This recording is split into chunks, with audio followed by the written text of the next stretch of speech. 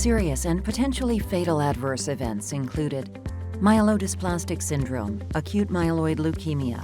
Monitor patients for hematological toxicity at baseline and monthly thereafter. Discontinue if MDS-AML is confirmed. Pneumonitis. Interrupt treatment if pneumonitis is suspected. Discontinue if confirmed. Venous thromboembolism, VTE, including severe or fatal pulmonary embolism, PE. Monitor patients for signs and symptoms of venous thrombosis and PE. Advise patients of the potential risk of embryo-fetal toxicity and to use effective contraception. Please see important safety information later in this video. LYNPARZA has 2 approved indications in the first-line maintenance setting in advanced ovarian cancer. LYNPARZA is indicated for the maintenance treatment of adult patients with deleterious or suspected deleterious germline or somatic BRCA-mutated advanced ovarian cancer who are in complete or partial response to first-line platinum-based chemotherapy. LYNPARZA is also indicated in combination with bevacizumab for maintenance treatment of adult patients with advanced ovarian cancer who are in complete or partial response to first-line platinum-based chemotherapy and whose cancer is associated with HRD-positive status defined by either a BRCA mutation and/or genomic instability. For both indications, select patients for therapy based on an FDA-approved companion diagnostic for LYNPARZA. Hello, my name is Czel. I am a nurse practitioner. Welcome to this video series on managing some of the most common adverse events associated with LYNPARZA. And my name is Courtney. I'm also a nurse practitioner. In our experience working with gynecologic oncology patients, we've seen many patients treated with LYNPARZA. And 2 of the more common adverse reactions these patients have experienced are nausea and vomiting. In this video, we will be discussing some management strategies for nausea and vomiting when treating with LYNPARZA. First, let's look at some of the data reported in the clinical trials. In PAOLA-1, patients were randomized to receive LYNPARZA in combination with bevacizumab or placebo plus bevacizumab as maintenance therapy after a complete or partial response to first-line platinum-based chemotherapy and bevacizumab. The most common adverse reactions in patients who were treated with LYNPARZA and bevacizumab in PAOLA-1 were fatigue, gastrointestinal effects such as nausea and vomiting, and blood disorders, particularly anemia.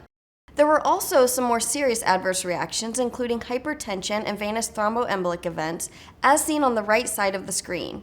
But today, we will specifically focus our attention on nausea and vomiting.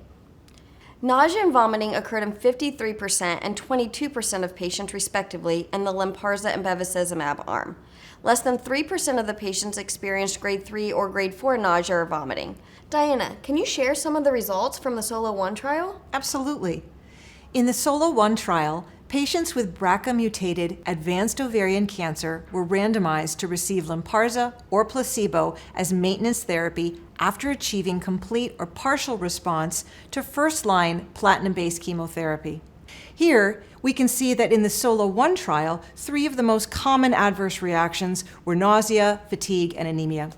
We can see here that the predominant adverse reaction seen with LYNPARZA monotherapy in the SOLO-1 trial was nausea, which occurred in 77% of patients. Notice that 1% of patients experienced grade 3 or 4 nausea. Courtney, can you discuss what that means? Sure. In clinical trials, adverse reactions are typically reported as mild, grade 1 or 2, or severe, grade 3 or 4. The NCI has outlined for providers how adverse reactions may present. Here we can see that grade 1 nausea is associated with a loss of appetite without a change in eating habits. Grade 2 is associated with decreased oral intake without any significant associated effects. And grade 3 results in inadequate oral intake, which requires medical intervention to maintain nutrients and hydration.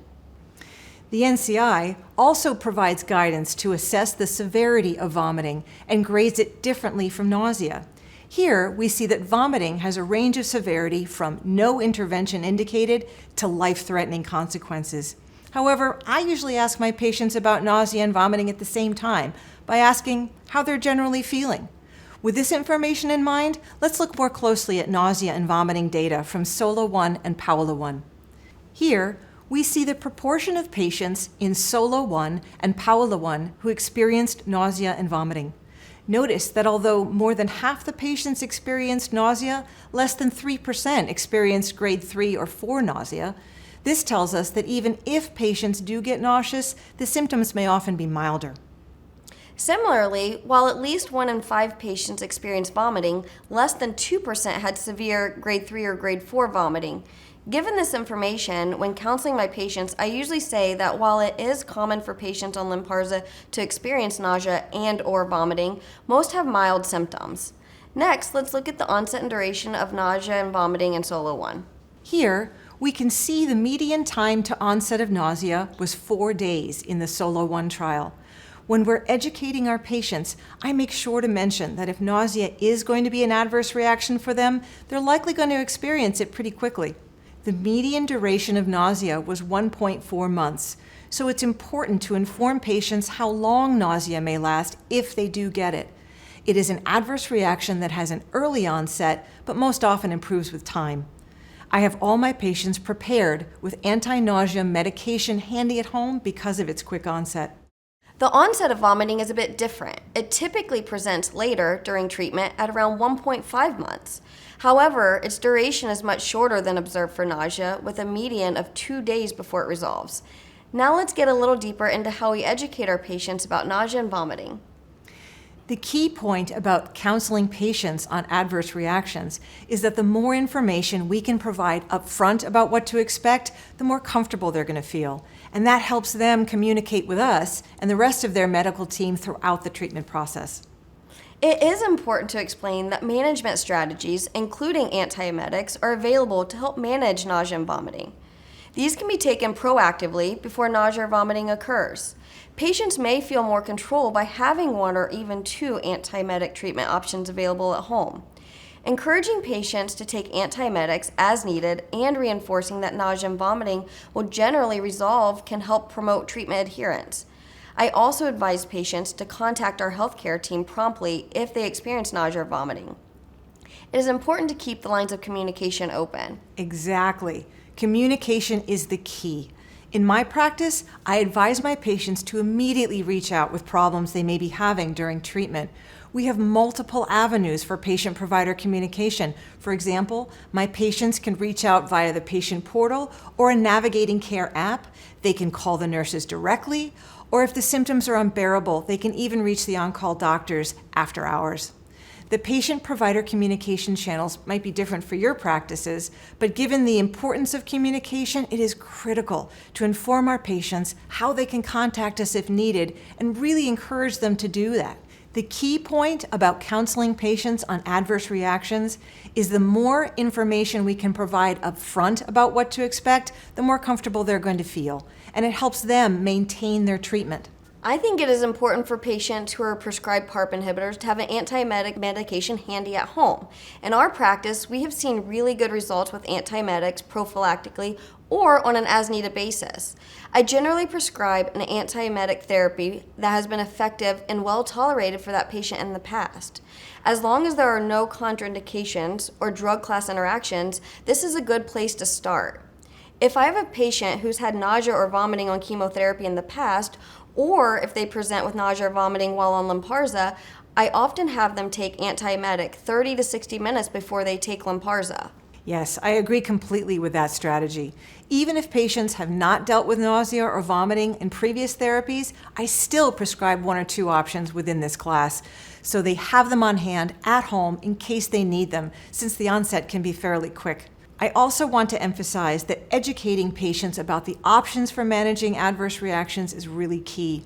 I want them to remember that we've gotten really good at managing nausea, so they never need to suffer. If the patients still have nausea despite the first-line antiemetics, they should communicate that to us right away so that we can try another drug class, a combination of therapies, or even alternating therapies. So, the takeaway from this is proactive management of nausea and vomiting before patients begin maintenance treatment with LYNPARZA, and then prompt interventions when breakthrough nausea and vomiting occur. In our practice, breakthrough nausea and vomiting are managed by trying different antiemetic agents. We can and will manage this common adverse reaction, and we have lots of tools with which to do it. Beyond antiemetics, we want to educate our patients about the myriad of lifestyle and dietary changes that can help manage potential nausea symptoms. If they're struggling with oral intake because of nausea, are losing weight, or having trouble finding the right dietary choices, patients can consult with a dietitian for assistance. LYNPARZA can be taken with or without food. However, if a patient calls in for LYNPARZA-associated nausea, I would ask them if they are eating or drinking when taking LYNPARZA, and if they're not, I would encourage them to do so. In fact, I often recommend this tip at their initial visit. Staying hydrated is important too. It's important to counsel the patients to drink plenty of water and to avoid too much caffeine or sugary drinks. Patients on LYNPARZA should not drink grapefruit juice or Czel orange juice, or eat grapefruits or Czel oranges, as these items may increase the amount of LYNPARZA in their blood. Those are great points to consider. Courtney, have you had any patients try alternative therapies to control nausea and vomiting? Yes, I've had many patients try alternative therapies like acupuncture and relaxation. I actually saw a patient recently who mentioned how well yoga is working for her. That's great yoga worked for her. If, however, initial strategies do not resolve the nausea and vomiting, dose interruption or reduction can be considered. As a reminder, the recommended dose for LYNPARZA is 300 milligrams, which is dosed as 2 150 milligram tablets taken twice daily, for a total daily dose of 600 milligrams. This can be taken with or without food. If nausea and vomiting persist, confirm that there are no secondary aggravating factors and that the nausea therapy has been optimized. There are 2 levels of dose reduction to help mitigate adverse reactions. The initial dose reduction is from 300 milligrams down to 250 milligrams twice daily. When decreasing the dose, it is important to teach the patients that they will be taking 1 150 milligram tablet and 1 100 milligram tablet together in the morning and in the evening for a total of 500 milligrams daily. If symptoms persist despite the initial dose reduction, the second and final dose reduction is 200 milligrams twice daily, which would be 2 of the 100 milligram tablets for a total daily dose of 400 milligrams. If the symptoms have resolved after dose interruption or dose reduction, LYNPARZA can resume at the previous dose. Treatment discontinuation may be needed, however, if grade 2 or more nausea or vomiting persists despite 2 dose reductions. Next, let's summarize what we've discussed regarding the management strategies for nausea and vomiting. Prior to initiating therapy with LYNPARZA, it is important that we counsel patients on the different adverse reactions that they can expect and how they can be managed. We also want to inform patients that communication with their care team is central to optimal adverse reaction management. Clinically, we have found that patients who are more prepared about what to expect and are encouraged to call in early when symptoms occur are often able to stay on treatment successfully. I couldn't agree more. Communication is essential for patients who are initiating treatment with LYNPARZA for successful adverse reaction management. Standard antiemetic therapy can be used preemptively. Additional management strategies for nausea and vomiting include supportive care, dose interruption, and dose reduction. In summary, communication and proactive management are important for managing nausea and vomiting in patients receiving LYNPARZA. Important safety information. Contraindications. There are no contraindications for LYNPARZA. Warnings and precautions. Myelodysplastic syndrome, acute myeloid leukemia, MDS-AML, occurred in approximately 1.2% of patients with various BRCAm, GBRCAm, HRR gene-mutated or HRD-positive cancers who received LYNPARZA as a single agent or as part of a combination regimen, consistent with the approved indications, and the majority of events had a fatal outcome. The median duration of therapy in patients who developed MDS-AML was approximately 2 years, ranged less than 6 months to greater than 4 years. All of these patients had previous chemotherapy with platinum agents and/or other DNA-damaging agents, including radiotherapy. In SOLO-1, patients with newly diagnosed advanced BRCAm ovarian cancer, the incidence of MDS-AML was 1.9%, 5 of 260, in patients who received LYNPARZA, and 0.8%, 1 of 130, in patients who received placebo based on an updated analysis. In PAOLA-1, Of patients with newly diagnosed advanced ovarian cancer with HRD-positive status, the incidence of MDS-AML was 1.6%, 4 of 255, in patients who received LYNPARZA, and 2.3%, 3 of 131 in the control arm. In SOLO-2, patients with BRCAm platinum-sensitive relapsed ovarian cancer, the incidence of MDS-AML was 8%, 15 of 195, in patients who received LYNPARZA, and 4%, 4 of 99 in patients who received placebo. The duration of LYNPARZA treatment prior to the diagnosis of MDS-AML ranged from 0.6 years to 4.5 years. Do not start LYNPARZA until patients have recovered from hematological toxicity caused by previous chemotherapy, less than or equal to grade 1. Monitor complete blood count for cytopenia at baseline and monthly thereafter for clinically significant changes during treatment. For prolonged hematological toxicities, interrupt LYNPARZA and monitor blood count weekly until recovery. If the levels have not recovered to grade 1 or less after 4 weeks, refer the patient to a hematologist for further investigations, including bone marrow analysis and blood sample for cytogenetics. Discontinue LYNPARZA if MDS-AML is confirmed.